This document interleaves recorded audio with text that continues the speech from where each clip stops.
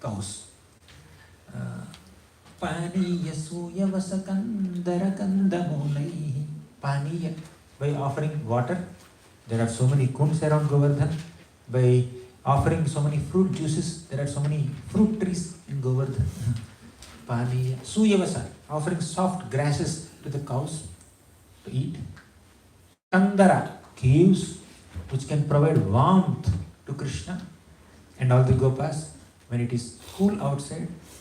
And these caves can provide so much of cooling effect when it is very warm outside. And also protect all the Gopas from rain. Pani yasu yavasa kandara kandamulai. Kandamula means all the fruits and roots. In this way, Govardhan's services to the cowhead community are unparalleled. So let us worship Govardhan. Let us worship Brahmanas. Let us worship cows. Then all the Brajavasis agree. Whatever pleases Krishna, they will do.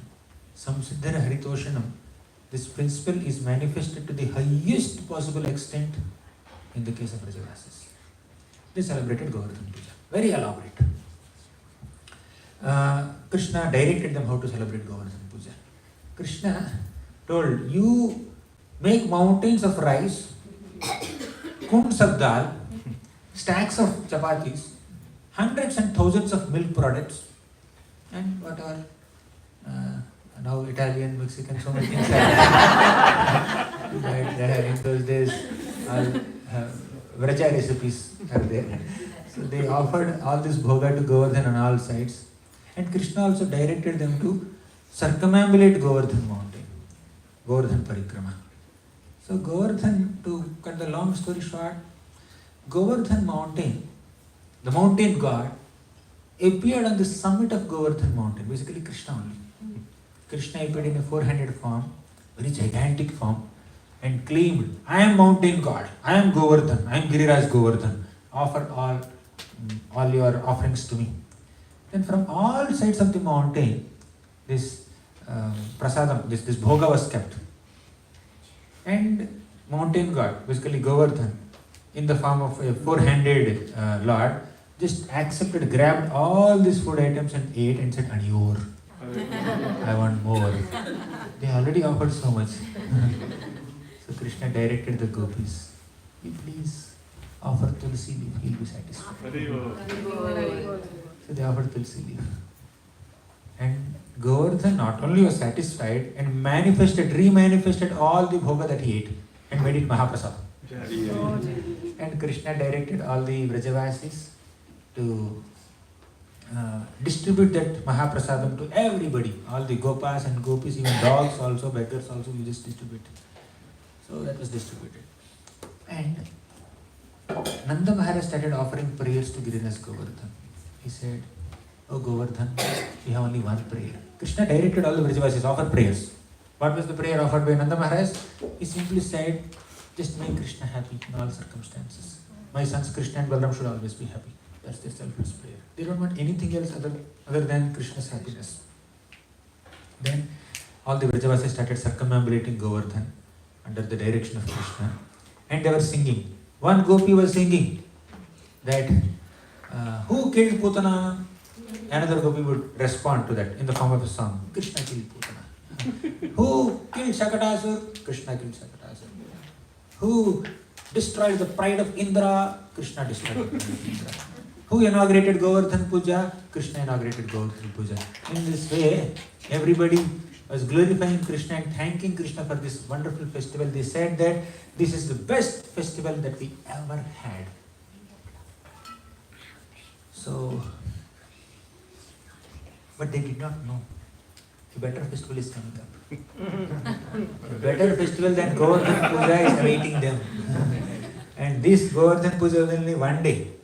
But they have a 7-day festival awaiting them that they did not know. So they happily glorified Krishna, they went back to their homes. Meanwhile, the news that the Vrajavasis cancelled that year's Indra Puja went to Indra. Indra became furious. Everybody was happy, but Indra was unhappy. He called his Samvartaka clouds. These clouds are appointed to completely inundate the entire universe and destroy the entire universe. Indra called them. Indra called also the wind gods. There are so many colorful clouds, grey clouds, pink clouds, red clouds, blue clouds, black clouds. So many types of clouds came, Samartaka clouds. Then Indra also called the wind gods, because along with rain there should be wind also. So wind and water, both should destroy entire Vrindavan and all the Vrajavasis. Indra said, Vachalam, Balisham, Stabdham, Murkham, Panditamaninam. This little child Krishna is a talkative boy, Vachalam. Inexperienced child, Balisham, Stabdham, very obstinate. He is just making any kind of proposal, and these Vrajavasis, they are taking that proposal, they are doing Deva Helana. They are very proud of their prosperity, because they are very prosperous due to their milk products and agriculture fields and other things. So they are very proud. I will destroy their pride. Atmavan manyate jagat. One who is proud will perceive pride in others. One who is envious will perceive envy in others. Indra was proud. He is thinking that Vrajavasis are proud. Just 7 years back, Indra accompanied Brahma and went on the shore of Milk Ocean and participated in offering that Purusha Sukta prayers. Krishna, please come. Mother Earth is overburdened. Now he himself wanted to burden Mother Earth. That is the situation. Anyways, Indra criticized Krishna in various ways. And Indra said, Samartaka clouds, first you go and destroy entire Vrindavan. Samartaka clouds had absolutely no inclination to destroy Vrindavan. And all the wind gods, even they had no inclination to destroy Vrindavan. But they are obliged to follow the instructions of a leader. Indra was their master. When the masters are not in proper consciousness, when the leaders are not in proper consciousness, they engage their subordinates in unmentionable things, and they just boss over them. There is a sense of obligation to an imperfect master. Yesterday we discussed Krishna is perfect master. Tasmad bhavantam anavadyamanantaparam sarvagnam ishvaram akuntha vikuntha dhishnyam. Uddhava says, you are anavadyam. You have absolutely no flaws in your character. You are a perfect master. Who is a perfect master? One who always protects his servants. One who never exploits his servants. Such is a perfect master. But Indra was not a perfect master. Indra is just engaging his servants in satisfying his own ego. When we are not in proper consciousness, we cannot benefit ourselves in any way, and we cannot even benefit those people who are submitting to us, supposed to be guided by us or nourished by us. We misguide them also. Andha yathander upaniyamana tepisha tantriyam urudam nibandha. Bhagavatam describes Indra's mentality as Ishamani syndrome. Ishamani. I am Isha. I am the master. I am the controller. I am the proprietor. I am the enjoyer. Who is Krishna? That was the mentality of Indra. So when the king or leader is not in proper consciousness, the followers have to, are obliged to follow his instructions, which are not necessarily worthy instructions. So Indra engaged them in this way. He criticized Krishna in various ways. He criticized Vrajavasis in so many ways. And all these Samartaka clouds came. And Samartaka clouds, they were showering so much of rain. It was just the beginning. Then all the Vrajavasis, they felt so much pain. The normal gopas and gopis, regular gopas and gopis in the village, especially the cows, bulls, calves, they were extremely tormented. The calves were so frightened that they went under the legs of their cows, and the cows were trying to protect the calves under the skin that hangs below their neck. They are trying to protect the calves. Cows were troubled and calves were troubled. And the gopas and gopis were very much perturbed. They all went to Krishna, and Krishna understood that Indra has created this havoc in Vrindavan. Now another Lila Shakti, the Lila of the Lila Shakti here. How can Vrajavasis be troubled so much? How can cows be tormented so much in the presence of Krishna? How can there be so much of havoc in Vrindavan, floods in Vrindavan, where people could not discriminate between highlands and lowlands? Everything is inundated by water. Rainwater is pouring like thick pillars. So much of havoc is created in Vrindavan before Krishna even lifted Vrindavan. Why Vrajavasis are troubled so much?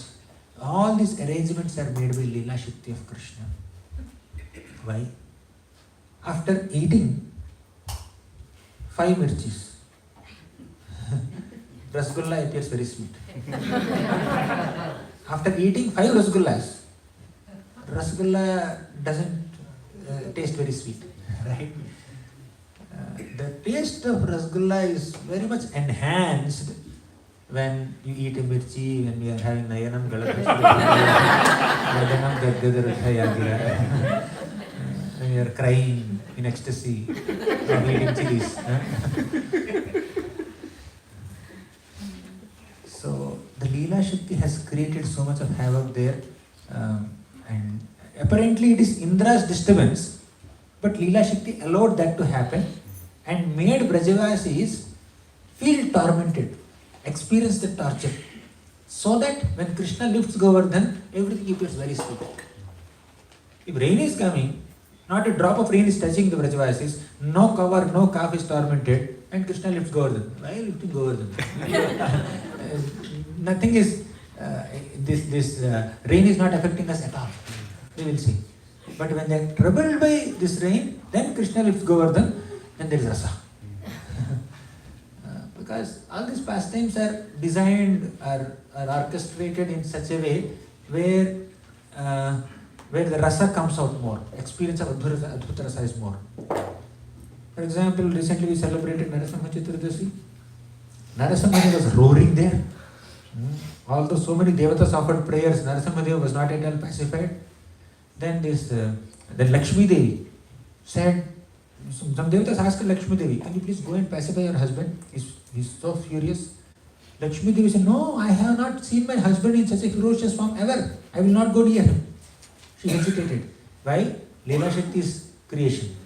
Leela Shakti influenced Lakshmi Devi to say that she has not seen her husband in such a ferocious form.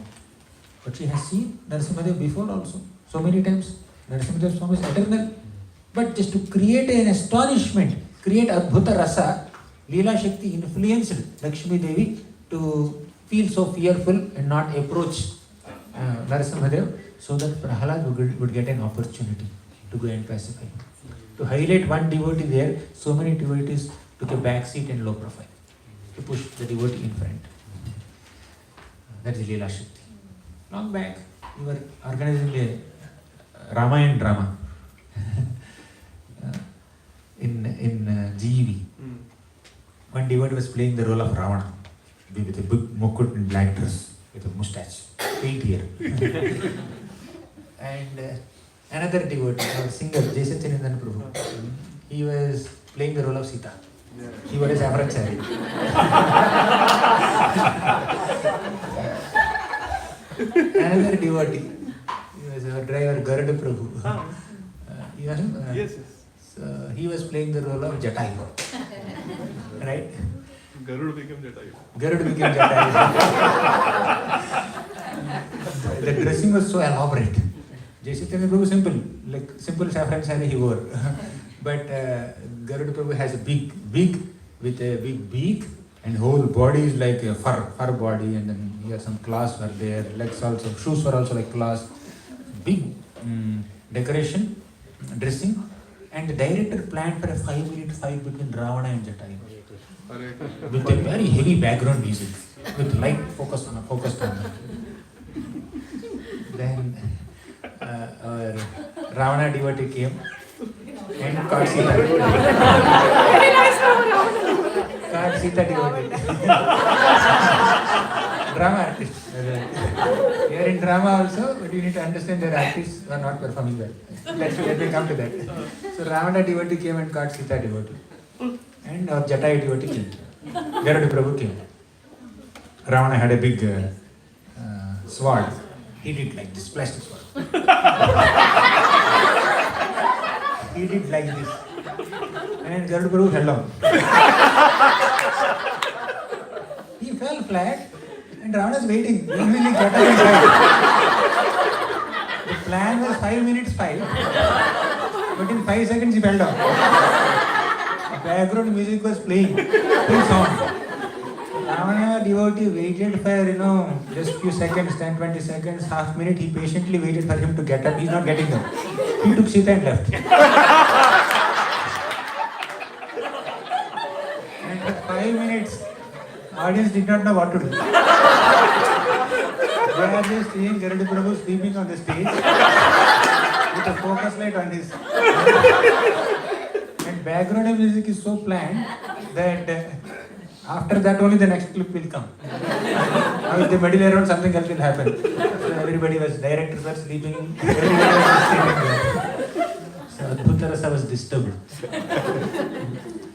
So why? Everybody knows. Ultimately Ravana will take Sita away. And Jatayu will die. Everybody knows. But that has to happen after 5 minutes. Not in 5 seconds. Right? 5 minutes is meant for experiencing Adbhuta Rasa. Right? Anxiety. People should become anxious. They should get emotional. Similarly in Govardhan also, if Krishna just directly lifts Govardhan, there is no astonishment. So the Lila Shakti has to create so much of... Lila Shakti has to allow Indra's reign to create so much disturbance in Vrindavan, so that when Krishna lifts Govardhan mountain, everybody experiences that astonishment. Okay? So, finally, Krishna understood. Tasmat Matcharanam Goshtam Mannatham Matparigraham. Yesterday we recited this shloka. Krishna has taken a vow to protect all the devotees. These Brajavasis have taken my shelter. I must protect them at any cost. So, Krishna just ran from Nanda Bhavan to Govardhan mountain. Krishna could have protected the Brajavasis in any way. He could have expanded Nanda Bhavan and called all the cows and calves and gopas and gopis and said, come here. Happily, let's play here, let's have 1 week picnic here. He did not do that. He ran towards Govardhan, and when he was running, he did not even tighten his waist belt, just to show so much indifference to Indra. You created devastating rainfall in Vrindavan. I don't value it at all. To counteract it, I will lift Govardhan and effortlessly protect all my Brajavasis. So just to show indifference, he did not even tighten his waist belt and he ran. And when he ran, not a single drop of water touched Krishna's body. His clothes did not become wet. His peacock feather did not become wet. His waist belt did not become wet. Just like when Vasudeva was carrying baby Krishna on his birthday from Kamsa's prison cell to Nanda Gokul, this Yamuna river gave him way. Similarly, this rain gave Krishna way to go to Govardhan mountain. It's quite far. Nanda Bhavan to Govardhan mountain is quite far. But Krishna did that. Why did Krishna utilize only Govardhan mountain to protect Brajavasis? The answer is simple. Manam tanoti sahago ganayostayoryat. Because Govardhan has given so much of respect to Krishna. Krishna wanted to give that respect to Govardhan and that fame to Govardhan, that Govardhan has protected all Brajavasis. Let the credit of protecting all the Brajavasis go to Govardhan, not me. Not anyone else. Not any other spot. When a devotee completely selflessly renders service to the Lord wants to highlight the glories of the devotee so much. Yesterday we discussed it elaborately. That's one of the foremost qualities of Krishna. How he highlighted Bhishma, how he highlighted Hanuman, Arjuna, Bhima, Prahlad Maharaj, Prabhupada, Ramananda Rai. So the Lord takes pleasure in glorifying Govardhan, glorifying devotees, Amongst all the devotees, Govardhan is best. Haridasa Varya. Therefore, to give maximum credit to Govardhan mountain, Krishna chose to lift Govardhan mountain only. So Krishna went and just lifted Govardhan mountain effortlessly on his little finger, as effortlessly as a baby elephant lifts a sugar cane, as effortlessly as a small child lifts a mushroom. He held it on his hand, on his little finger. How exactly did he do it? Nobody knows. And everybody sighed. Everybody sighed, nobody knows how exactly he did it. So when Krishna lifted Govardhan mountain, a big rock got disconnected from the bottom of Govardhan mountain, making a nice space for Krishna to stand on. So Krishna stood on that stand and then held it like this. Like this. Then he called all the Vrajavasis and said, come. They were astonished. Adbhutarasa. So don't worry, Govardhan mountain is here to protect all of us, because you worshipped Govardhan mountain with so much sincerity. Govardhan is reciprocating with your worship by protecting you. Come. Indra's rainfall will not do anything to you. He gave that reassurance to all the Vrajavasis. And Vrajavasis entered with so much faith in Krishna's words. Vrajavasis were so eager to see Krishna's beautiful form under Govardhan mountain, and they did not have any anxiety for their homes. Oh, I did not lock my home. What happened to my home when there are flood waters? See, they were not thinking about it at all. In fact, although it is Indra who has created this devastating rainfall, and in response to that rainfall, Krishna lifted Govardhan mountain, please understand, Indra is just acting as an instrument in Krishna's will.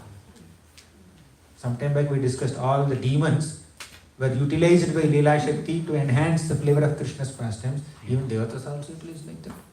Brahma came and stole. Definitely there is a mistake on his part. But from another perspective, Krishna wanted to reciprocate with all the Gopas, all the Gopis who wanted to serve Krishna like Mother Yashoda. Therefore Krishna took the form of all their sons and experienced their Vatsalya Prema from these mothers. Similarly here, Krishna also wanted to give a separate private audience to all the Gopis, all the Vrajavasis at once, simultaneously. That's why Indra had to create a devastating rainfall. Indra did a mistake, definitely. You are not denying that. But Indra's mistake is not the main thing in Govardhan Lila. Krishna's desire to spend one full week continuously with all the devotees of all rasas in Vrindavan under Govardhan is the main thing. That is the main purpose. Why Krishna want to spend time with all of them? Krishna, every day morning he gets up and he goes to the forest and spends whole day with the gopas and the cows in the forest. So all the Shanta Bhaktas, all the Sakhya Bhaktas are getting Krishna's association throughout the day. They are playing with Krishna, they are jumping up and down, they are having so many games with Krishna. In the games they are defeating Krishna, and Krishna had to carry them on their back. Sometimes Krishna is defeating them, and Krishna becomes fatigued. He will keep his head on some Gopa's lap, and another Gopa would just fan Krishna with a tree branch or some peacock feathers, and Balramji would come and massage Krishna's feet. Like that, Krishna is giving so much of love and affection and his time to all the Gopas throughout the day. Ittham satam brahma sukhanubhutya dasyam gatanam paradaivatena maya shritanam naradarakena shakam vijahrah krita punya punjaha. So all the Gopas are fortunate enough to get Krishna's intimate association throughout the day. But in the evening, they feel very sad. Oh, we have to go back home. Can't we stay for some more? Can't the day be extended? Why only 24 hours in a day? Why only 12 hours of daytime or 16 hours of daytime? Let it be extended. Evening has come, they feel so sad. All this while, the gopis, especially Vatsalya Gopi Mother Yashoda, who is staying back in her home, she is feeling separation. She would wait for Krishna. When a it was like evening time, 3 o'clock, 4 o'clock, whatever. Yashoda becomes anxious. Krishna might come at any time. 1 more hour, 2 more hours. She's anxious. She would sit with younger gopis and her neighboring gopis and she would discuss about Krishna. They are doing Krishna Katha. And they are recollecting all the pastimes of Krishna. And Yashoda Mata would say, please gopis, can you please narrate something about Krishna so that my feelings of separation are mitigated? She's unable to tolerate that separation throughout the day. And towards the evening, Mother Yashoda would say, she would tell some younger gopis, small gopis, can you please go up and see, go on the terrace and see whether if Krishna has come or not. Yeah. This little gopi would just climb on the stairs, go on the terrace, and she would see, Yashoda Maya, nobody is there. Krishna is not coming. He is nowhere to be seen. After a few minutes, Yashoda Mata will say, go up and see again. Again this gopi would see, Krishna is not there. He is not coming yet. Oh, some more Krishna Katha. After some time, this gopi would go and see, give a report. Yashoda Maya, I can see some Godhuli. Some Godhuli is just coming closer. Probably Krishna is coming. Yashoda Maya, I am able to hear Krishna's flute song faintly. Maybe Krishna is coming back. Then she would see Krishna is actually there. From a distance she could see. Then she would announce to Mother Yashoda loudly. Then Yashoda Mata would immediately instruct another younger gopi. Go inside and prepare an arti plate. Prepare an arti plate and and the younger gopi will make an arti plate. And you see that picture behind. Yes, Krishna. Yashoda Mata and Nanda Maharaj, they are receiving Krishna. And some younger gopis are holding arti plate. Such a beautiful painting. Yeah. So that's how Yashoda Mata would receive so much love and affection. This is Vatsalya Prema. The Vatsalya devotees get Krishna's association from evening to morning. And from morning to evening, they are in separation.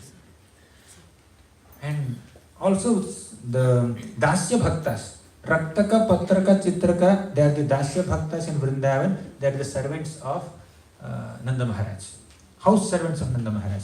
They would get an opportunity to serve Krishna. They would make arrangements for all the taking bath and doing other things. So Krishna would just take some prasad, take some bath, he would take prasad, spend some time with Nanda Maharaj and Yashoda Mata, and he would go to sleep. Middle of the night. There's a knock on the door of Nanda Bhavan. Yashoda Mata would open the door. Nobody's there. She would look down, some kids are there. These Gopas were knocking the door. They said, Krishna, come, let's go to the forest. Because of their intense separation from Krishna, these boys were unable to sleep in the night. They would get up in the middle of the night, they will come from their home to Yashoda Mata's home, and they will call Krishna, please come. Then Yashoda Mata would say, it's for 1 o'clock in the night. This is not the time for you to go. Go and sleep properly. And early morning you come, then I will send Krishna. Go. She would send and come and sleep. That's how the Gopas are in separation throughout the day. Early in the morning, Yashoda Mata would bathe Krishna, dress Krishna, decorate Krishna, pack lunchbox for Krishna, and she would send him to the forest. As Krishna is moving, is going to the forest along with the Gopas and calves. Yashoda Mata would call, Krishna, come back, please come back. What happened, Mother Yashoda? Then Yashoda Mata would say, your waist belt is not tied properly, let me just adjust it. So she would adjust. Krishna would move a few steps ahead. Mother Yashoda would say, Krishna, come back, please stop. And she would run behind Krishna and she would say, Krishna, your peacock feather is not tucked properly on your turban. Let me just fix it. She would just do some adjustment there. Again Krishna is moving. Mother Yashoda would say, Krishna, please stop. Again she would run behind Krishna and she would ask, did you take a special sweet that I have packed for your lunch? Mother Yashoda says, Krishna says, I have taken. Krishna walks few steps ahead. Then Mother Yashoda would say, Krishna, please stop. Mother Yashoda says, you want to come with me, Mother? To the forest or what? Why are you stopping me so many times? So then Yashoda Mata would just stand there till the last speck of dust of all the cows' hoofs settles down. She would stand there like a figure in a painting, seeing Krishna off as he's entering the forest. That is her separation. And Krishna went into the forest. She'll come back. She'll make some special sweet for Krishna. She will call Raktaka Patraka Chitraka, please come here. Take this special sweet, go to the forest, sits where Krishna is there in the forest along with his cows, and give him this prasad by lunchtime. Again they will go. Whole day she was in separation from Krishna, meditating on Krishna. Whole night the Gopas are in separation from Krishna, they are meditating on Krishna. So Sakhya Bhaktas, Vatsalya Bhaktas, Shanta Bhaktas, Dasya Bhaktas, we discussed about their association with Krishna at different times of the day. What about Madhurya Bhaktas? They don't have any slot. They don't have any officially elected slot at all. When Krishna is entering the forest of Vrindavan, these gopis would just come out of their homes and they would see Krishna. Some gopis would sit on their balconies and see Krishna. Some people will just just cover their faces and then they shower their sidelong glances on Krishna. Social culture. And they would sing Venu Gita. Akshan vatam phalamidam naparam vidamaha. So they express their feelings of frustration that elders, social customs, Vedic regulations are not allowing us to freely even see Krishna, or how to speak of talking with him and associating with him. They are in separation. The only darshan they get is when Krishna is going into the forest and coming back from the forest. That's the only association that Krishna can give to these gopis. And even when there is some confrontation, means they both come near each other, they cannot look straight into each other's eyes also. That's how the Madhurya devotees are deprived of Krishna's direct association, because they are the topmost devotees of Krishna. They are always in feelings of separation from Krishna. Gopi means one whose devotion or love for Krishna is Gopya, hidden. Okay, they are constantly experiencing feelings of separation from Krishna.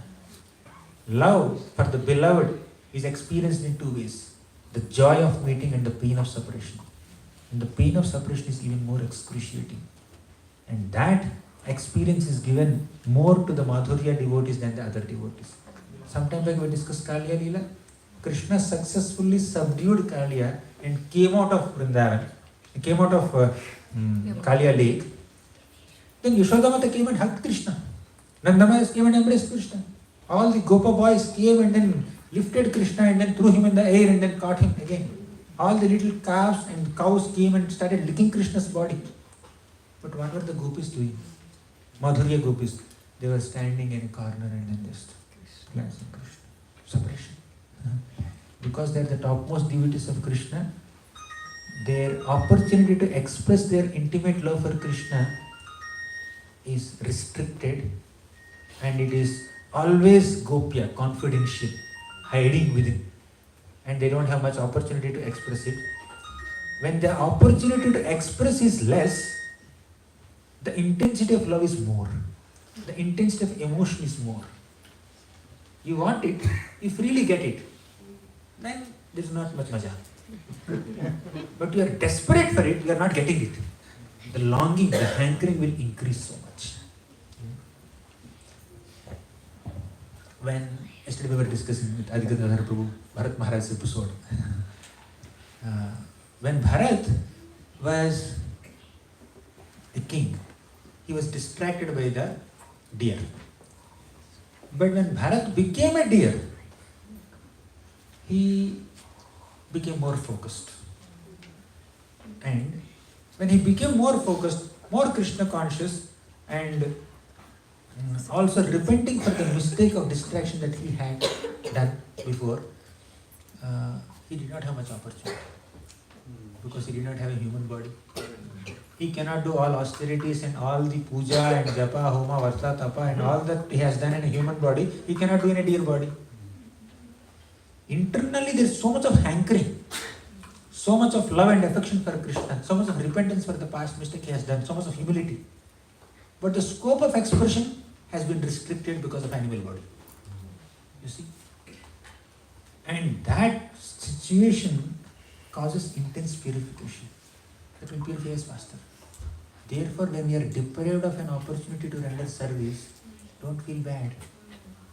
That's an opportunity for us to intensify our remembrance of Krishna, increase our dependence on Krishna, become more prayerful, become more intense, tivra in our emotions. That will help us. But if those emotions will lead to frustration and we start blaming other devotees, that will lead to offenses. So devotee utilizes calamity as an opportunity to intensify one's remembrance of Krishna rather than getting into a blame game or ridiculing other people or getting into offenses. Okay, let's come back to Vrindavan.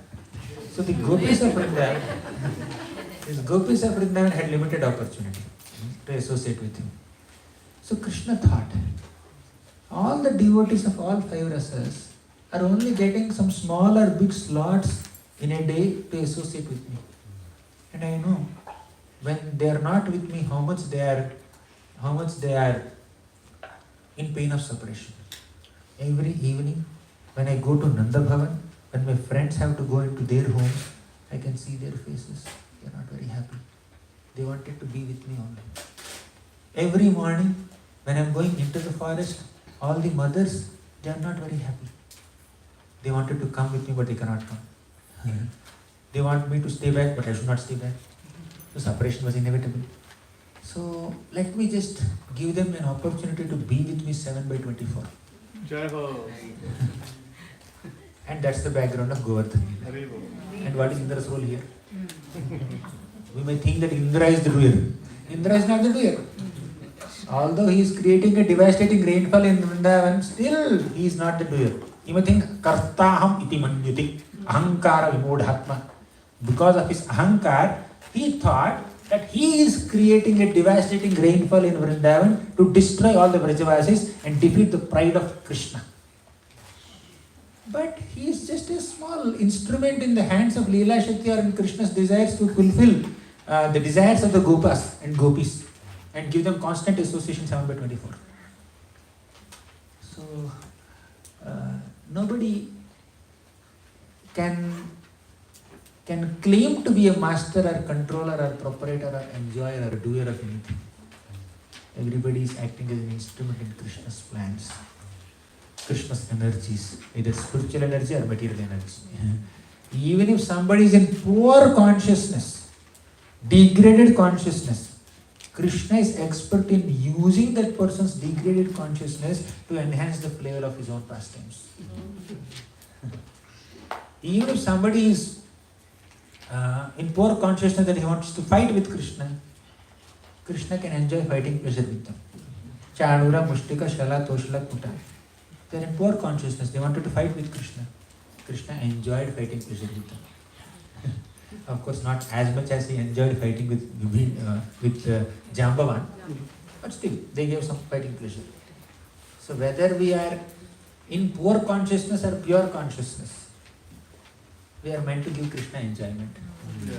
Why not identify ourselves as servants and give that enjoyment to Krishna voluntarily instead of trying to take Krishna's position as an enjoyer? Indra created devastating rainfall. Who created? Can he create anything? No offense to Indra.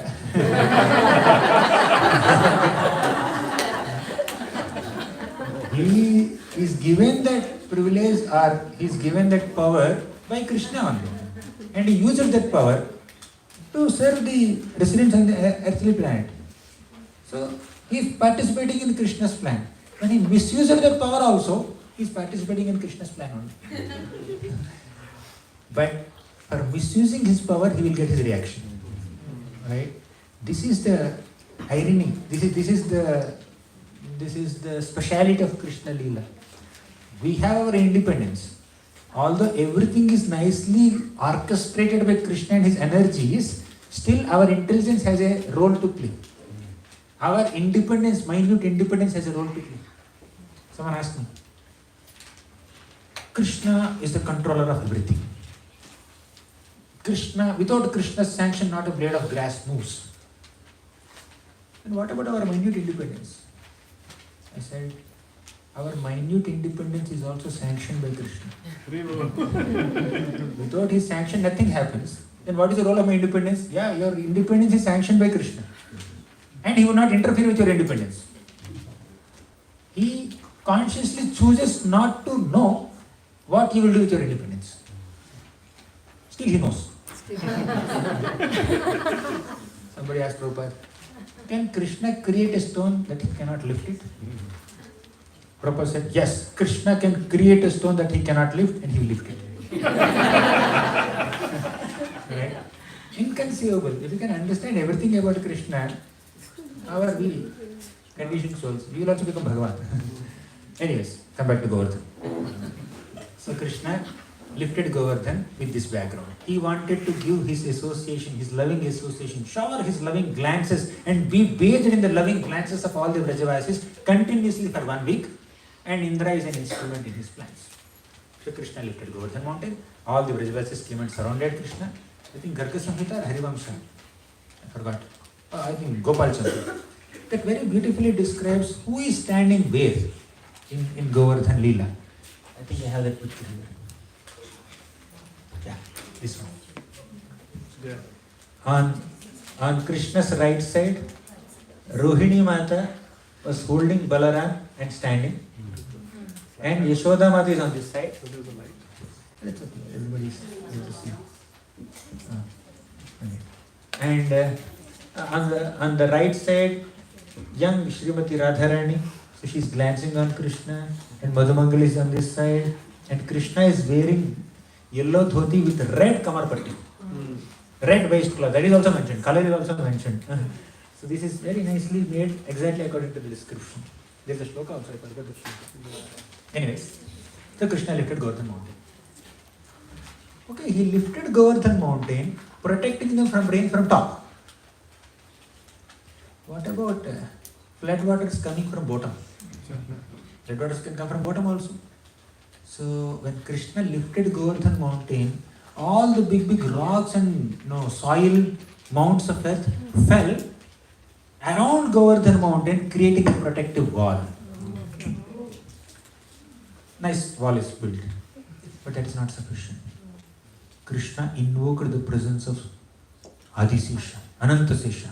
Anantasesha, come here and coil this perimeter of Govardhan and create a protective wall. So nicely packed. Govardhan, this whole thing is nicely packed, and inside that they are there. Now, Govardhan mountain is a medium-sized hill.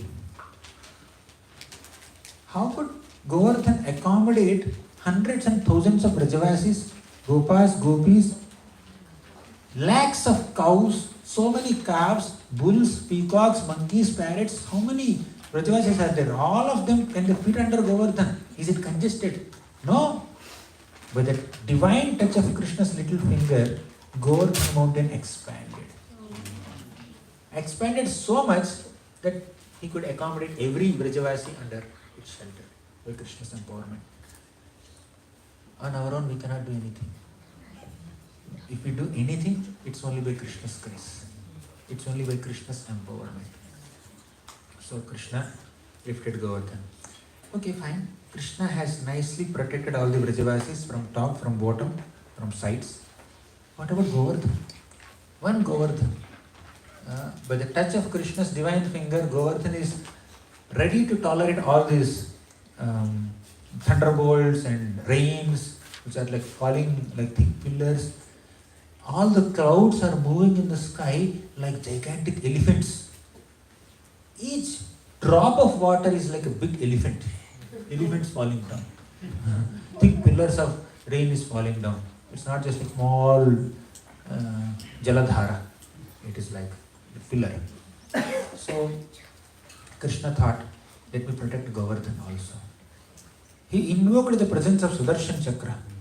Sudarshan Chakra was just nicely rotating above, on top of Govardhan, and absorbing every single drop of water that is falling from Indra's clouds.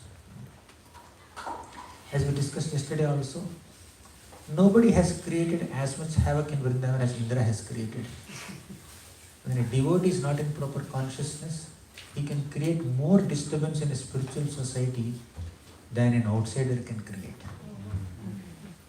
Indra did like that. So nicely an ambience is created, and inside, under Govardhan mountain, all the Brajavasis are there. And Govardhan is nicely packed by the coils of Anantasesha on all the sides. Where is light inside? Are there any tube lights and halogen lights? Where is light coming? They all had self-effulgent bodies. One child said, where is light coming? I asked this question. He said, there is a window. The Anantasesha is creating some window space. And even if there is window, outside there is rain, there is no sun. So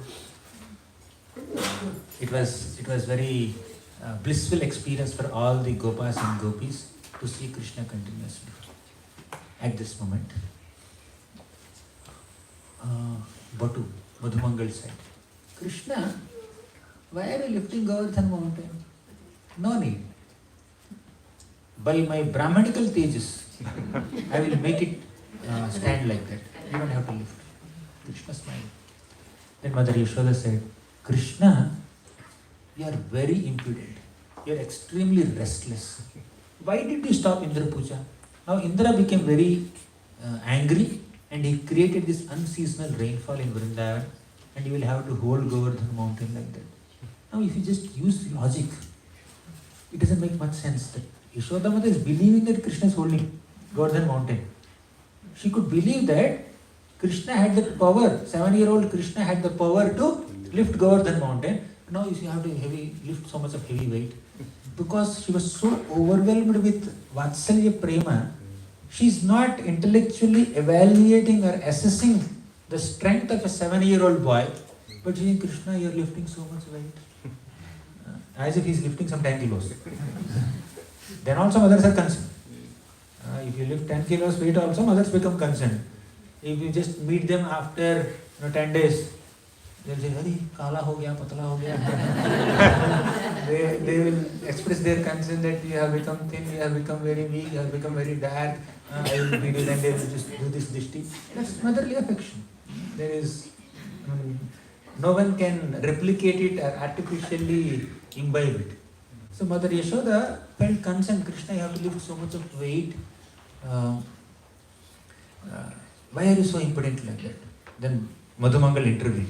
He said, Yashoda Mata, very good that Krishna stopped Indra Puja. Because Indra became angry and because Indra created this devastating rainfall in Vrindavan, today we are able to see this beautiful form of Giridhari, Krishna. Then Yashoda Mata said, you are not lifting the mountain. My son is lifting the mountain. Why are you cracking all these jokes? Then Madhumangal said, what do you think? I can also lift the mountain. By the power of my mantras, Brahmanical mantras, I can keep this mountain afloat. Krishna is not lifting. Then Yashoda Mata chastised, impudent one. You are too naughty. You have no filter here. You speak anything. Then Nanda Maharaj intervened. Mother Yashoda, why are you unnecessarily chastising Madhumangal? He is trying to lighten the mood by creating some jokes. Don't worry, it's okay. Now we are under shelter. Let's see, when the rain will stop, we'll just go out. Nanda Maharaj is kind of pacifying. Then some Gopas volunteered. They said, Krishna, I think you can take some rest. We lift the mountain with some stones. They are also unable to assess how heavy Govardhan mountain must be.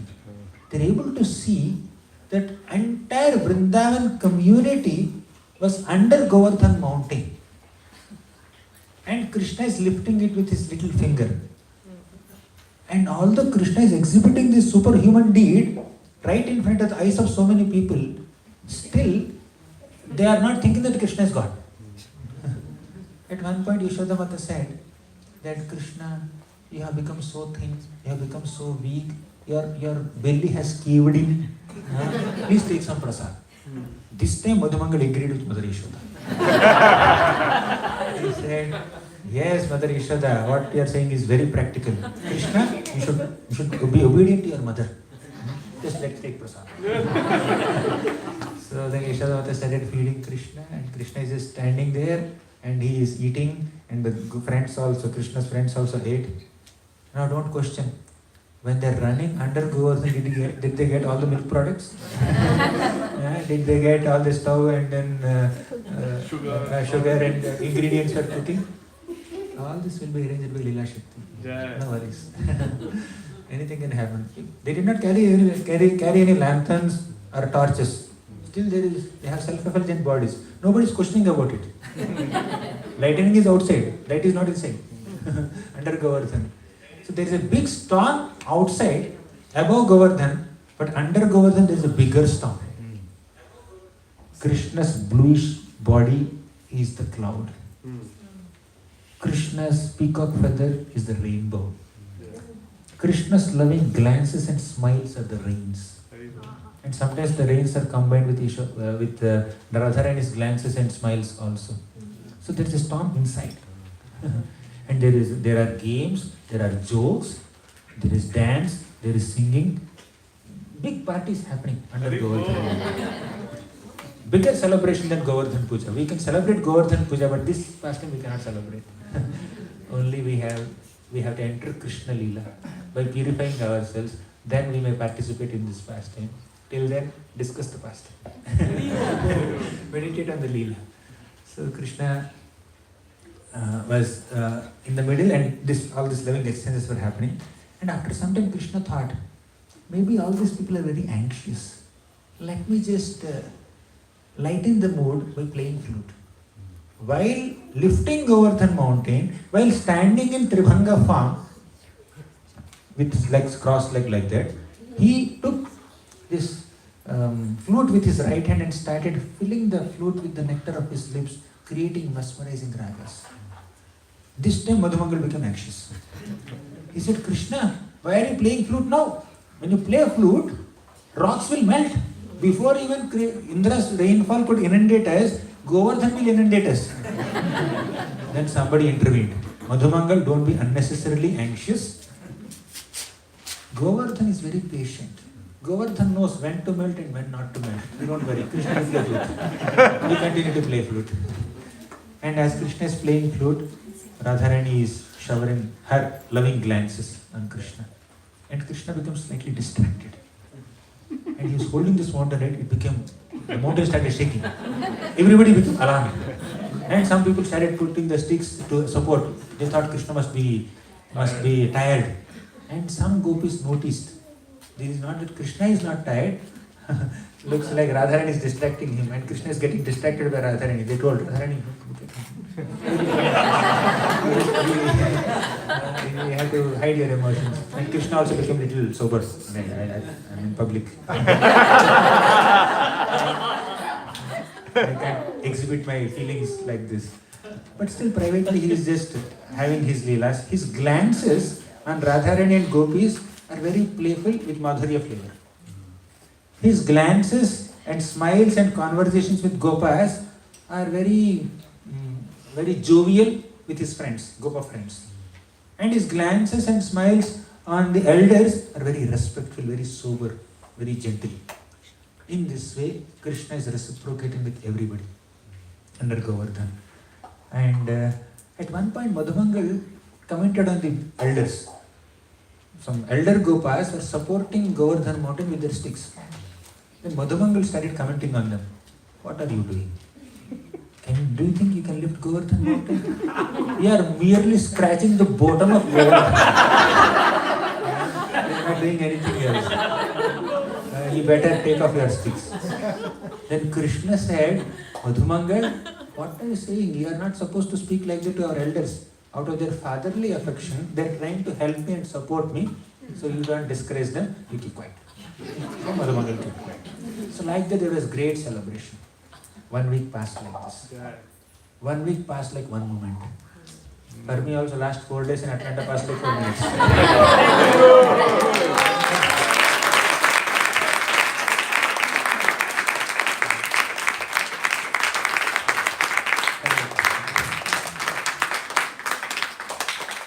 When there is a display of love and affection, no one can notice the passage of time. When there is absorption in the activity that we are doing, Krishna conscious activity that we are doing, passage of time doesn't matter. Boredom, exhaustion, distraction will not overwhelm the person. So here, this ecstasy was happening. Then Indra understood. After 1 week, Samartaka clouds could not move a speck of dust from Vrindavan, could not even move a dry leaf in Vrindavan. So all the Samartaka clouds went to Indra and said, Indra, no water left. All tanks are empty. We don't have enough water in our bodies to even shed tears. So we have become waterless. We are very dry. Nirjal. So we have exhausted all water, but we could not do anything to Brajavasis. What are they doing? They are having picnic there. 1 week we have created picnic time for them. All the cows, everybody is under Govardhan. Then Indra understood. He was humiliated, he was humbled, and Indra wanted to beg forgiveness from Krishna. So something is happening in the upper planets. Meanwhile, Krishna understood. Indra has stopped dreaming. They are able to see sunlight. And Krishna said, Sudarshan, out. Your service is over. Anantasesha, your service is over. All of them disappeared. And everything is clear. Clear sky and clear land. And Krishna said, rain is over. All of you can go out. Not a single Brajavasi had the mood to come out of Govardhan. Krishna subdued Kaliya and came out of Kaliya lake. Not a single Brajavasi had the mood to go back home. They were all, in Kaliya episode, all the Brajavasis felt some inauspicious omens. When Krishna was arrested by Kaliya's coils. Every single Brajavasi felt that Krishna must be in danger. When we have some inauspicious omens in our bodies or in the climate, we think something inauspicious is going to happen to us. But they all thought that Krishna must be in some danger. They did not even lock their homes. They did not even complete the tasks that they were doing. As soon as they had inauspicious omens, they all ran towards Kaliya lake, to see Krishna. How did they know that Krishna is at Kaliya lake? Krishna's footprints are everywhere. Krishna's footprints are the real ornaments of Vrindavan.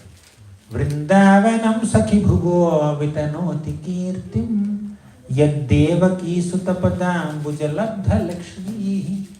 Vrindavan's real ornaments are Krishna's footprints. No gopa or gopi or a cow or a calf or a peacock or parrot would disturb the footprints. Where to find Krishna is easy.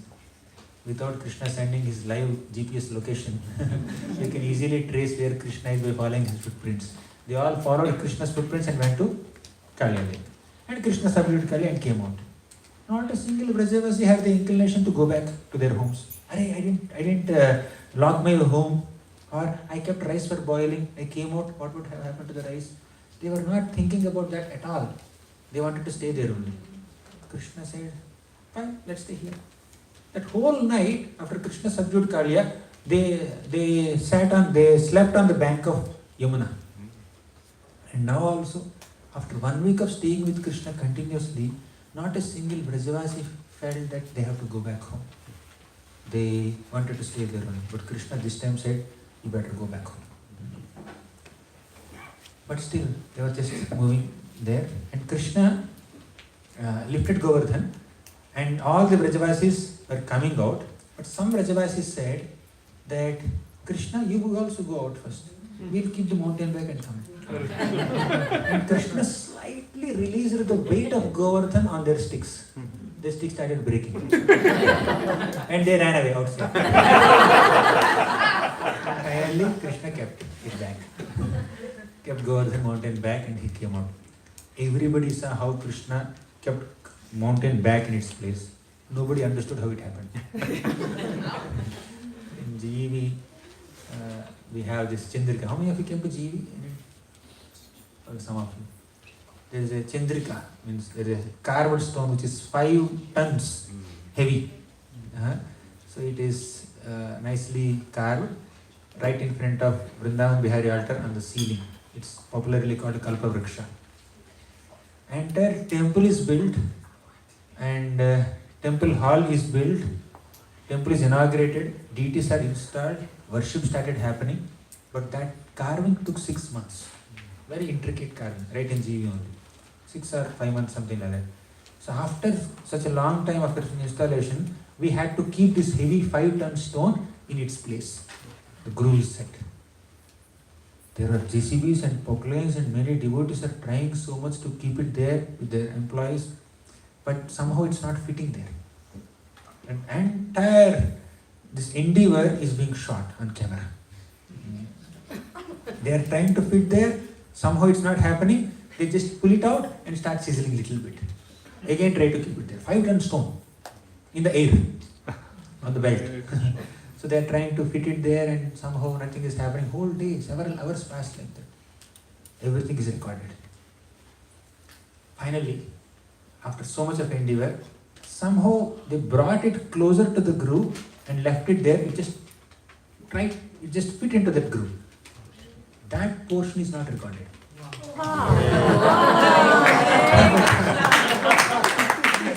How it happened, God knows. Radharani knows. Everybody saw how Krishna kept Govardhan back in his place. Nobody understood how it happened. This man is such a huge mountain, he lifted and then he's keeping it back. He's under it. And he has to, you see, it's like this. He's here. But he's not keeping like this. His hand is also here and the mountain is so big. He has to come out, right? Yeah. He has to come out and place it there. How exactly it happens, nobody knows. But everybody saw it. Once he came out, all the Krishna saw, they examined the faces of Rajavasis. They are very anxious. They are very concerned about me. They thought that I am very tired. I think I need to lighten their mood. See how much Krishna values their emotions. When he steals butter, when they are agitated, Krishna understands they are happy. Externally they are agitated, but they are happy. But sometimes externally they are smiling also, internally they are anxious. Krishna understands it. We cannot go only by the external expression. We need to see the internal emotion. That requires sukshmadhi, as yesterday we discussed. Krishna sees bhava of a devotee. All the gopis who came to Yashoda Mata to complain against Krishna's stealing activities, Krishna understands. Although they are apparently agitated, they are angry. In hearts they are blissful. Therefore Krishna is provoking them even more. Speaking lies and denying any responsibility for all the mistake that has happened. But this time, externally they are smiling, but internally they are anxious. Oh, what happened to Krishna? 7-year-old boy. Hundreds and thousands of Rajavasis are there. We made a 7-year-old boy to stretch himself to protect us for 7 days and 7 nights. They are anxious with him. Krishna thought of lightening the mood. How does he lighten? He takes flute and effortlessly plays flute. When Krishna plays flute, everybody is distracted or attracted to Krishna's flute and their minds are diverted and they are made to think that Krishna is happy and comfortable. He did not accept himself. He is not unhappy. They think that. So when Krishna is playing flute, Mother Yashoda came and said, Yashoda Mata, Krishna, is this the time to play flute? Better eat something. Krishna is not stopping only. How can you play flute while eating? Not possible. He has to stop flute to eat something. So Yashoda Mata said, you should eat something. Then Krishna is not listening. Then Yashoda Mata called Subala. You please induce your dear friend to eat. Then Subala managed something and then he made Krishna eat some tambula. But as soon as Krishna came out of Govardhan, all the motherly gopis surrounded this 7-year-old boy Krishna and they took Krishna's hand and started massaging the hand. So with this hand, you lifted Govardhan mountain, they started kissing the hand and massaging the hand. Out of their motherly affection. Then Krishna picked up flute and started playing flute. So Krishna said, all of you should go home. And Krishna also went home. The next day he came. He knows Indra is going to come to beg forgiveness. Meanwhile, what happened in the upper planets is that Indra did a mistake, he realized the mistake, he regretted for the mistake, he went to Brahma for a solution. Brahma said, oh, Indra, you did this mistake in 24th chapter. In 14th chapter, I have a mistake. Just 11 chapters back, I was also in your situation. At least you brought all the Brajabasis together for 1 week, but I separated them for 1 year. Both are happening by Krishna's will. Yesterday, this boy Krishna asked, why did Krishna allow Brajavasis, why did Krishna allow this little Gopas to get separated from himself? If Brahma has stolen the illusory Gopas, and if Krishna had hidden the original Gopas, Krishna could have used the original Gopas to go back home. But why did he have to expand himself into Gopas and calves? Intelligent question. Then I said Krishna wanted to fulfill the desire of all the motherly gopis who wanted to serve Krishna like Mother Yashoda. Therefore Krishna gave a break to the original Gopas and he took their forms and experienced that Vasudeva's. So even if Brahma steals calves and Gopas, Brahma is not on an upper hand. Brahma cannot create any disturbance in Vrindavan. If Krishna sanctions, Krishna's Lila Shakti facilitates, then only it will happen. Now Brahma started chastising Indra. Not just chastising, he said, see, I also did this, but you need to... Brahma only played a trick by stealing the calves, and within a moment he realized, he went back. But Indra did not just steal something. Indra wanted to destroy everybody. That's a grave offense. What Brahma did is not such a grave offense compared to Indra's. So Brahma was counseling Indra, then Brahaspati and many other sages, Bhrigu, so many sages were there in that assembly. They said that you need to beg forgiveness from Krishna. For that, you cannot go alone. You need a recommendation letter. Who can give? Krishna loves cows. In the material world also there is a Goloka planet. In that Goloka planet there is Surabhi cow. You go and beg that Surabhi cow to beg forgiveness from Krishna on your behalf. Then, to cut the long story short, Krishna went to Surabhi cow. Indra went to Surabhi cow. And Surabhi agreed. Surabhi, Indra, they both came to Krishna in Vrindavan. Krishna is playing with the boys there. And Krishna understood Indra is going to come. Krishna slightly separated himself from the Gopas and he came close to Govardhan just to give a private audience to Indra. Because he is embarrassed, he is humiliated, Krishna did not want to humiliate him further. When somebody is already humiliated, you can't humiliate them even further. You need to be sensitive to their situation. So Krishna is very sensitive to Indra. Yesterday we saw this is one of the qualities of Krishna, forgiving, accommodative. So Indra came and first Surabhi went and said Krishna is in a light mood, he will definitely forgive you, please come. So Indra and Surabhi both came and Indra begged forgiveness and Krishna gave a warning. I'm just cutting it short. It's a long conversation. Then finally Krishna said, Indra, you please understand what your position is. You are my subordinate and I have empowered you. Not in a rude manner, but just mentioning the facts. When Krishna apparently boasts about himself, that is to boost our faith in him. That is to reinstate us back in our original constitutional position as servants and not be overwhelmed by other designations, material identities. That is, out of his kindness, he is reminding us of his position and reminding us of our position. It's not about boasting himself. Then Indra said, my dear Krishna, can you please protect my son, Arjuna? My partial expansion, Arjuna, has taken birth as one of the Pandavas. Very soon you will conclude your Vrindavan pastimes, you will go to Mathura, you will go to Dwaraka, you will go to Hastinapur, then please take care of my son. Krishna said, okay, fine. Internally he's thinking, you don't have to recommend. He's my friend. He's a better devotee than you. He knows things like that. But still, Krishna said, okay. Then Swarabhi said that Krishna, this is not real Indra. You are our real Indra. Indra means the ruler, the boss. You are our real Indra. So you please allow us to coronate you as the ruler of Vrindavan, as the master of Vrindavan. So Krishna allowed that to happen. And they all did Abhishek. Surabhi did Abhishek with her milk. And so many devatas manifested there. Brahma, Indra, Chandra, Varuna, Vayu, Shiva. So many people manifested there on their respective vehicles. They offered Abhishek to Krishna. They offered various presentations to Krishna. In Ananda Vrindavan Champu, you will find an elaborate description of this Abhishek ceremony.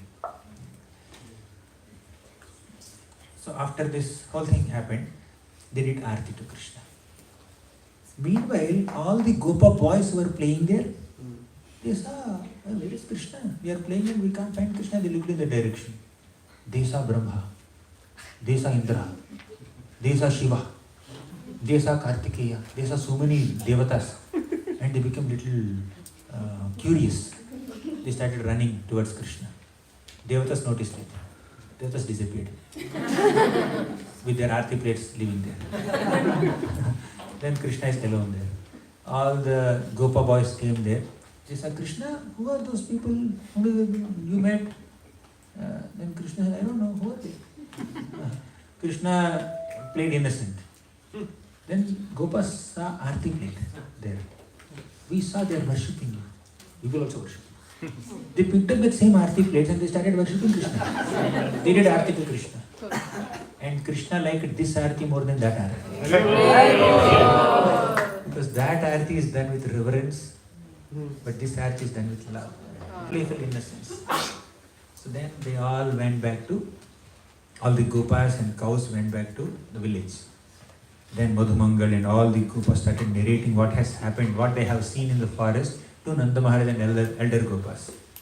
They said that, Nanda Maharaj, we have seen a man with 4 heads. We have seen another man with 1,000 eyes. We have seen another man sitting on a big bull. We have seen this person, that person, they are all worshipping Krishna. They are doing Aarti to Krishna. Oh really? Then what did you do then? We also did Aarti. Then the elderly Gopas said, we will also do Aarti. And all the elderly Gopas and Gopis, they made Aarti plates and they started worshipping Krishna. That evening Krishna got 3 Aartis. One from Devatas, one from Gopas, younger Gopas, one from elder Gopis. So this is how Govardhan Lila ended. Crisp.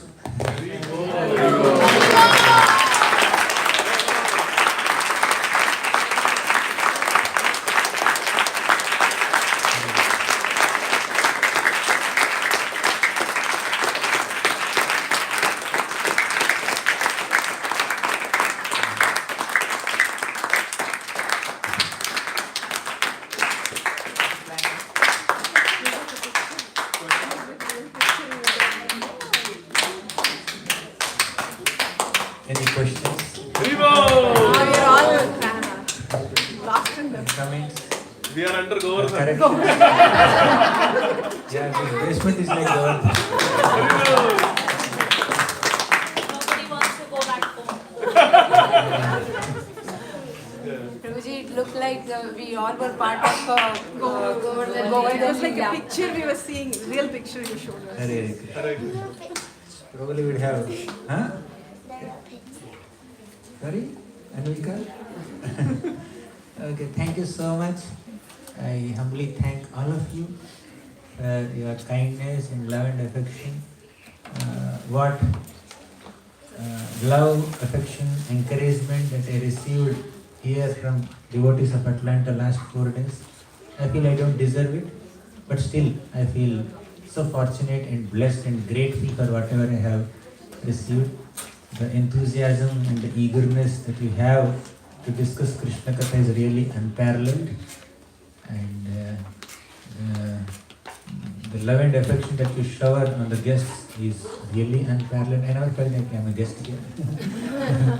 And also Your personal demeanor and dealings are extremely inspiring to me.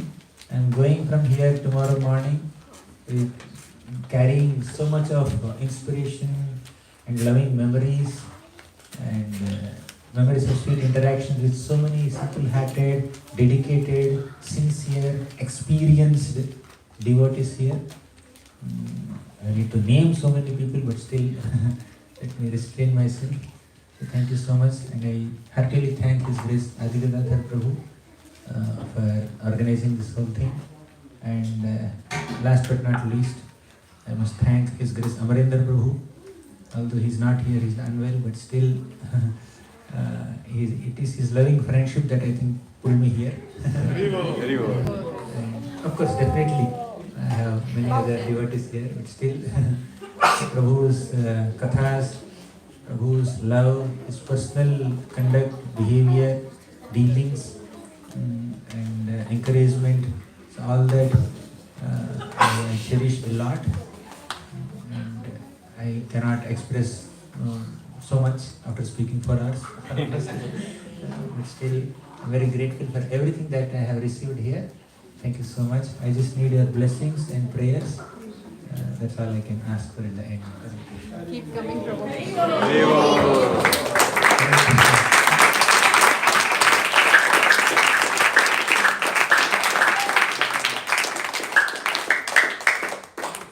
I'm going to take Prabhuji's giving a gift. Very well. Hare Krishna. So, dear devotees, as is our tradition, in the end we will have some question answers now. So, if you have any questions, you can please raise your hand. I will leave the microphone with Prabhuji. You can just ask your questions loudly. Yes, Amrit Gauranga Mataji. Please go ahead. Thank you very much for this 4 days of inspiring Thanks. association. Thank you so much for enriched all the past times. One question I have from today's class, Prabhu. So you mentioned about how we have to follow in the footsteps of acharyas while talking about the Lila. So how do we know if it's following the footsteps or are we trying to imitate? How do we tell ourselves or correct ourselves? Are we trying to imitate or are we trying to follow the footsteps? Is there a way for us to know that? Anusara, Anukara. Are we following? Are we imitating? When somebody imitates, the intention behind imitation is to get the respect, to get the glory of the other person.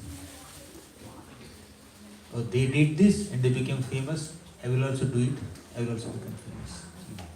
And when somebody is imitating, they don't understand whether they are eligible to do it or not. Just like Prabhupada gives this example. Hanuman lifted a mountain. Can you lift a mountain? Shiva drank poison. Can you drink poison? That is imitation. But Hanuman chanted the names of Lord Ram. You can chant the names of Lord Ram. So when you are following, you will follow what good example they have set, and without any intention to get the glory, get the fame that they have. It's a teaching. It's an example set by them. Like if I follow that example, good example, I will also become a better devotee. So that's the intention behind following. And what to follow and what not to follow also there. We cannot drink poison, but you can always be devoted to Krishna. Vaishnavana Gata Shambhu. That inspiration we can take. So Shiva tolerated. Shiva tolerated all the blasphemy of Daksha. Let me cultivate that tolerance. So, and also somebody who is following, he follows with great respect for the other devotee. But when somebody is imitating, he wants to supersede or compete with the other devotee. There's a comparison there. Or even though you don't want to surpass or supersede, still, because they became famous by doing it, let me also do it. This is like one perspective. There can be much more nuance to it. It's just one thought. Does it make sense? Yes, Prabhu. Thank you so much. One more question, Prabhu, small one. So your way of singing the verses is different. I mean, it is something very unique and nice, Prabhu. So how did you get that verses? I don't know. I have no idea. Since childhood, we were taught to recite Gita shlokas in our school. 8th standard to 10th standard, there was some shloka recitation session. And after joining ISKCON, I saw many devotees reciting. Couple of meters I have learned by hearing Amarendra Prabhu. Some meters I picked up from hearing some children in our online classes. They said, we recited this shloka, Prabhu, see this, and voice note. And hearing that, it's very wonderful way of reciting. I learned that. I think one tune I learned like that. Couple of tunes I learned from Amarendra Prabhu. And hearing devotees hearing there. Otherwise, no training for me, no formal education in sloka recitation. I have two questions. One is from online. So we have like unlimited rasa or pleasure to hear Krishna Katha. Like we can sit for 4 hours, 5 hours to like hear nice Katha, but like we don't have as much. Like if you ask us to sit for 4 hours, 5 hours and chant, like it doesn't translate that well. Like we're able to listen a lot more than we are able to chant japas or kirtan. Svaranatmika bhakti, Mayyevam Anadhatsva, is to engage your mind in Krishna's service. Chanting. Your mind plays the key role. Intelligence has very limited role, hardly any role. Senses means very limited role. Their mind plays key role. Then Mai Buddhim Niveshaya. In hearing Katha or studying Shastra, intelligence plays prominent role. And in doing practical physical services, body, senses play key role. So in the initial stages of devotional service, as a struggling sadhaka, our body engaging senses is more practical and easier for most sadhakas. But engaging intelligence is little tougher. But compared to engaging mind, engaging intelligence becomes easier. 8 hours of chanting is very exhausting. 8 hours of hearing, okay. 8 hours of service, of course. 8 hours of service is easier than 8 hours of studying or hearing. 8 hours of studying and hearing may be easier than 8 hours of chanting. Ideally speaking, in chanting you are not exerting yourself much. That is supposed to be the easiest. But we find that the toughest. Because there we are trying to engage mind. Here we are engaging senses. Here there is a lot of exertion, but exerting the senses is easier for us because of passion, because of being hyperactive, because of lack of concentration. So when the senses are getting heavy engagement, then mind switches off. But when the senses are idle, mind becomes turbulent. But eventually we will overcome this stage by taking shelter of Krishna. One day we will come to that stage. The second question was, so we see Krishna wanted to perform Damodar Lila, so that was Krishna's Icha. So which should we take came first? Like was it Indra's free will pride to commit offense against the devotees and then Krishna used that situation to do the Lila, or Krishna wanted to do the Lila first and that influenced Indra to become bad? Which came first, we cannot figure out many times. Krishna is so expert that he can utilize somebody's tendency to misuse his free will to enact his pastimes also. And Krishna can use somebody's tendency to misuse his free will to give the quota of karma that other person is supposed to receive. I deserve a slap. And this devotee has a tendency to slap. Krishna will bring us together. And I will get my slap. I got my karma back. But what about the other devotee? He is just acting as an instrument in Krishna's will. Not like that. He is misusing his free will also. Right? For that he may get slap from someone else also. Right? But Krishna optimizes all the resources and brings people their minute independence is being operated, and Krishna's will is also being operated, and everything is being properly acknowledged, and Krishna runs the show. Which happened first, which happens later, that we cannot exactly figure out.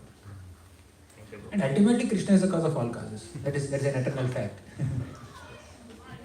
Hare Krishna, Guruji, Dandavat Pranam. I have one question, it's like very simple, but it is like, how should one connect with Krishna? Because when we hear all this, we feel emotionally like attached, and we feel that, okay, we need to do something good and all.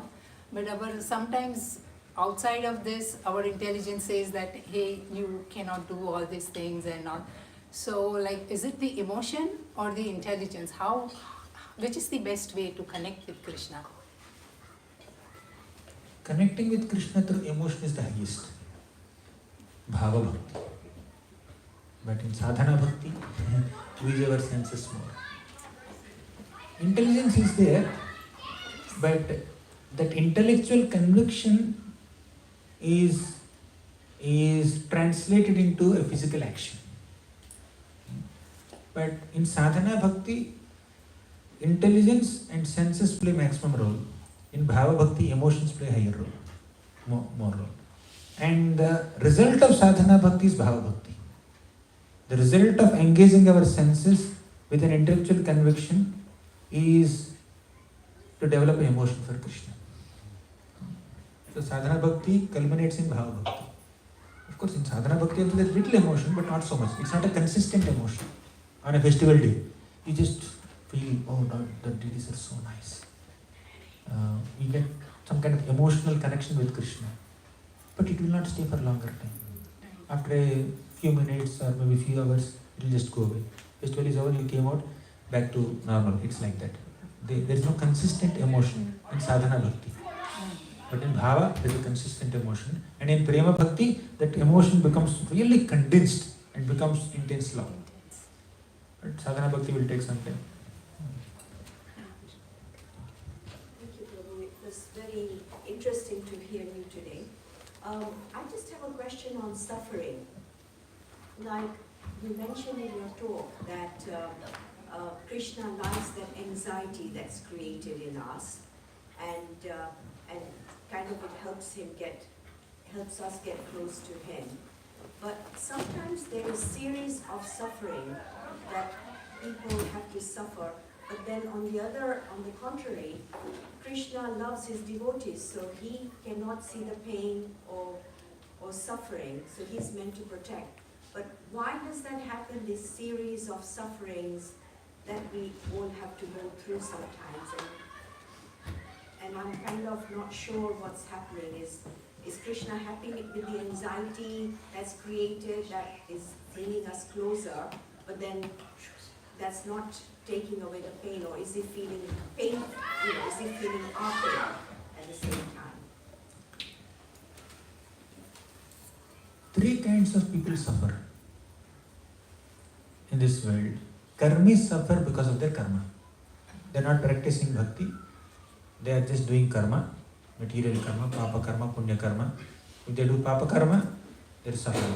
If they do punya karma, there is happiness. Both are material. So that is one. And devotees also suffer. Those who are practicing devotional service, they also suffer. Not exactly because of karma. Karma nirdahati kintu cha bhakti bhajanam.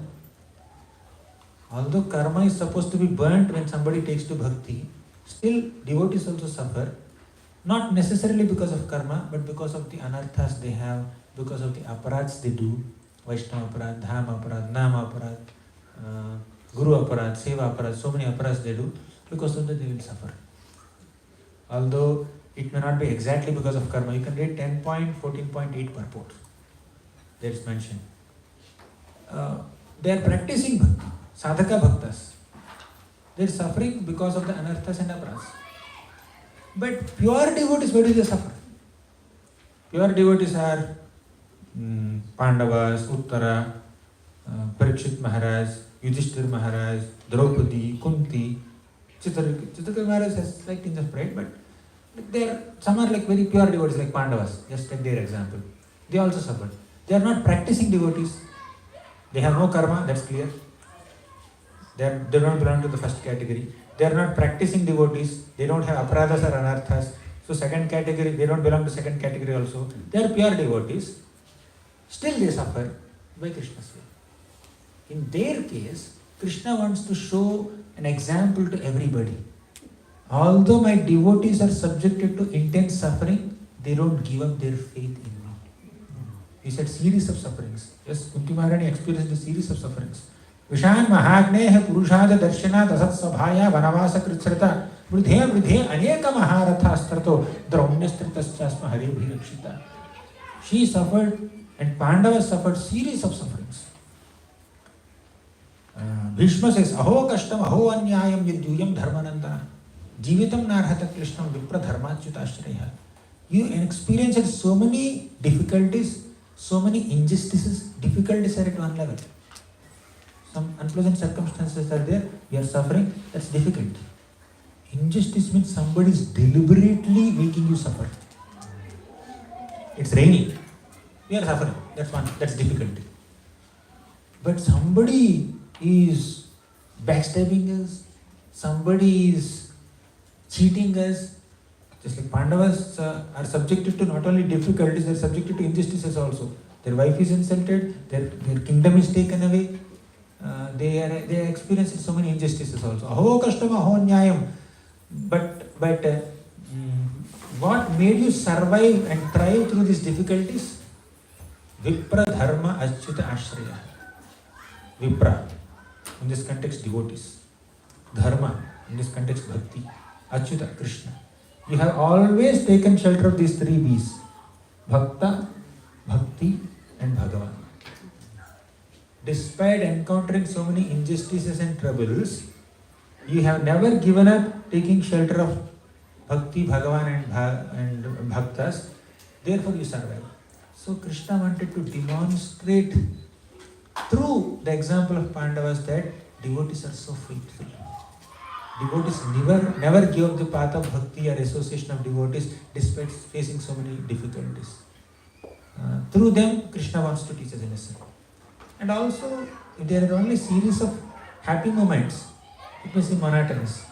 If there is a distressful moment and then there is a happy moment, then the transition is very relishable. As I said sometime ago, after eating a mirchi, your gulab jamun appears tasty. After eating 3 gulab jamuns, 1 more gulab jamun, series of happiness is not so exciting. So just like love also is experienced in happiness and distress, happiness of meeting and distress of separation. So even Vrindavan also, there are distressful moments, there are happy moments. But the distress is also happiness ultimately, because in distress of separation from Krishna, they are remembering Krishna even more. On the material plane, suffering is suffering, happiness is also suffering. On the spiritual plane, happiness is happiness, suffering is also happiness. So when pure devotees are subjected to apparent material suffering, they are actually experiencing Krishna's special grace and remembrance. They are being nourished by intensely remembering Krishna in a situation of unhappiness. Does that make sense? Yeah, because I've kind of come across many high devotees who actually are suffering with physical body sufferings, and sometimes I question and say, why? Those who are experiencing that intense physical pain, whether it is cancer or some other chronic disease, they are bedridden. Some of those devotees also mention, I don't want to exchange my position with anyone. Why? In this situation, I am experiencing intense connection with Krishna, deep connection, deep bonding with Krishna. In this situation, I am able to feel that gratitude towards all the devotees who are supporting me. In a materially comfortable situation, I am forgetting Krishna, and I am not sufficiently feeling grateful to other devotees. But this situation is helping me with soft emotions and intense, deeper bonding with Krishna. So they said like that also. Yes, this is helping me. So whatever helps us to connect with Krishna better, even if it is a materially unpleasant circumstance, it's fine. So what is happiness and distress? Apparently, death may be unhappiness, disease may be unhappiness, or some financial crisis or some other crisis may be distress. But to forget Krishna is distress. For a devotee, remembering Krishna is happiness, forgetting Krishna is distress. If material distress is making them remember Krishna on a spiritual plane, material distress is welcome. Focus is not on remembering Krishna, not on distress. So devotees transcend this material happiness and distress. Samadukha sukham dhiram somurtatvaya kalpati. How many times Krishna repeated this teaching of samatva? Be equipoised towards happiness and distress, victory and defeat, success and failure, heat and cold, because both are material, both are temporary. Temporary dualities have no permanent effect. Krishna said that sukha dukkhe same kritva labha labho jaya jaya. There is labha, alabha, jaya jaya.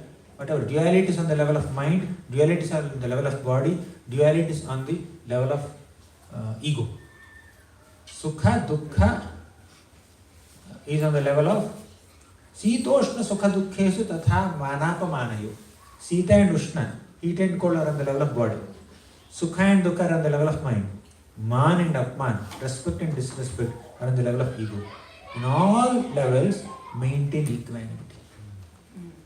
And that maintenance of equanimity is real yoga. Samatvam yoga uchyate. Samatvam yoga. Yoga means connection with Krishna. And to connect with Krishna, you need to have equanimity towards happiness and distress. If you are so overwhelmed by happiness and distress, if you are so affected by happiness and distress, if you are so elated and overconfident and you are so proud of happy moments and success, and if you are so discouraged and depressed and demotivated by distress, you are not ready for yoga. That's why Krishna said, Samadukha sukham dhiram so amritatvaya kalpati. If you have to be ready for amritatva, samadukha sukham dhiram is required. So happiness and distress are meant to make us much stronger and be connected to Krishna more rather than being overwhelmed. Because whether it is a comfortable situation or an unpleasant situation, ultimately it's material, it's temporary. Let's not take it so seriously. In fact, all the distressful moments will help us to be detached. If we have a comfortable material situation, we become attached to this world. Being attached to this world, how painful it is. That's more distress. Material happiness that induces attachment to the material world is a cause of entanglement in this world. But material distress that induces detachment is a bliss, is a boon to us. So let's not hate distress. Let's use that to develop detachment from the material world and develop attachment to Krishna. Does it make sense? Hare Krishna. Prabhu, Yeah, you can ask. Many devotees have the main source of distress is the family members or the closest relatives. And, devotees are so quick, to distance themselves, keep the distance because they think that, Radha, Krishna and all other devotees are their family members. So it's so quick for them to distance themselves from the other relatives. Because, so my question to you is that a prarabdha of family members?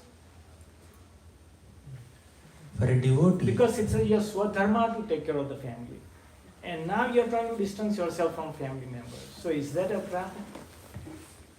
A devotee takes to bhakti not to distance oneself from biological family members, but to consider every single living being as a family member of Krishna and love them all. Yesterday we defined, right? Love of God. Loving God, loving those who love God, devotees, loving those who are trying to love God, sadhakas, loving those whom God loves, every single living entity. Vidya vinaya sampanne brahmane gavihastini shunichiva swapake panditaha samadarshina. So, spiritual life is meant to give us that equanimity. Just now we discussed equanimity not only towards situations, equal disposition towards people also. All are Krishna's children, parts and parcels. Every living being is a servant of Krishna, potentially. They are somewhere in their spiritual journey where they are not so evolved, or they are beginners, or they have not yet begun also. But everybody is potentially pure devotee. Everybody has an opportunity and chance and potential to be reconnected to Krishna. Thus, look at them as souls rather than seeing them as human beings, men, women, Indians, Americans, family members, biological family, relatives and non-relatives, outsiders. That discrimination, at least intellectually, we should not have. Although for all practical purposes, immediate family deserves your immediate attention, but at least on an intellectual level, we need to understand everybody is a child of God. So as far as distancing from people is concerned, whether they're relatives or non-relatives, a devotee makes this choice. If being with them is favorable for my devotional service, I'll be with them. But if it is unfavorable for my devotees, I'll maintain a respectful distance and respect them from a distance, instead of disrespecting them by reducing the distance. Right? So if there is a family relation, acknowledge it. Be with them. But if they closely connecting with them is disturbing you and distracting in your bhakti, then keep it minimal. You don't have to cut it, but keep it minimal. That's what Mother Kunti said. Atha vishvesha vishvatman vishvamurte svakeshu me sneha pashami mamchindi dradham pandushu vrishnishu. Please cut this tight knot of bondage that I have towards Pandus and Vrishnis. You see, Vrishnis are her parental family. Pandavas are her husband's family. Her own sons. She says, cut this. Sneha pashami mamchindi. I have a deep bondage of affection towards Pandavas and Vrishnis. Cut this. And do what? Tvayi menanya vishaya matir madhupate sakrit ratim udvahat adadha gange vaugham udanvati. Let my mind flow towards you like Ganga flows towards ocean. But star conditions apply. She did not want to cut relationship with the Pandavas or Vrishnis literally. She had two kinds of relationships with them. One is the skin relation, second is the soul relation. One is the biological family relation, second is a spiritual relation. They are devotees, she is a devotee. Therefore, there is a spiritual relation. They are her sons or family members. There is a physical relation, which is temporary. That has a beginning and that has an end. This need not have an end. So spiritually, there is more connection here. Materially, here, cut this material aspect of our relationship. Preserve the spiritual relationship. Thus, we can spiritualize our relationships. Spiritualize our friendships. We'll be bringing Krishna in the center. And there's no question of cutting a relationship or developing a relationship with anyone. It's all Krishna-centered interactions. But amongst all these people, we may have close friends. We may not be very close to everybody in the community, but we have some close friends. That's fine. Perfectly all right. For all practical reasons. Okay. Thank you very much. Hare Krishna. Hare Krishna.